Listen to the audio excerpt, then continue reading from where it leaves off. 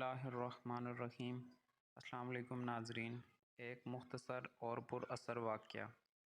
ایک نیک اور مالدار شخص نے اپنا قصہ لکھا ہے کہ ایک دن میرا دل بہت بے چین ہوا۔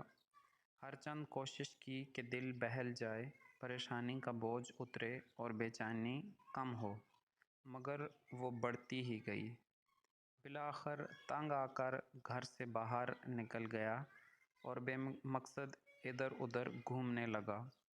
اسی دوران ایک مسجد کے پاس سے گزرا تو دیکھا کہ دروازہ کھلا ہے۔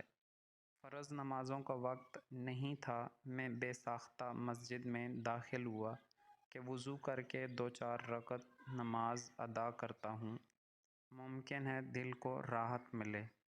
وضو کے بعد مسجد میں داخل ہوا تو ایک صاحب کو دیکھا، خوب رو رو کر گڑ گڑا کر دعا مانگ رہے ہیں اور کافی بے قرار ہیں۔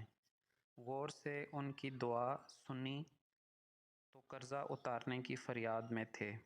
ان کو سلام کیا، مصافحہ کیا، قرضے کا پوچھا تو بتانے لگے آج ادا کرنے کی آخری تاریخ ہے، اپنے مالک سے مانگ رہا ہوں۔ ان کا قرضہ چند ہزار روپے کا تھا۔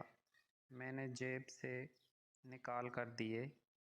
ان کی آنکھوں سے آنسو چھلک پڑے اور میرے دل کی بے چینی سکون میں بدل گئی۔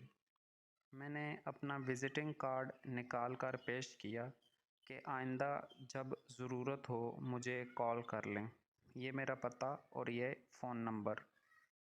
انہوں نے بغیر دیکھے کارڈ مجھے واپس کر دیا اور فرمانے لگے نا جناب، یہ نہیں، میرے پاس ان کا پتہ ہے جنہوں نے آج آپ کو بھیجا ہے۔ میں کسی اور کا پتہ رکھ کر ان کو ناراض نہیں کر سکتا۔ سبحان اللہ و بحمدہ، سبحان اللہ العظیم۔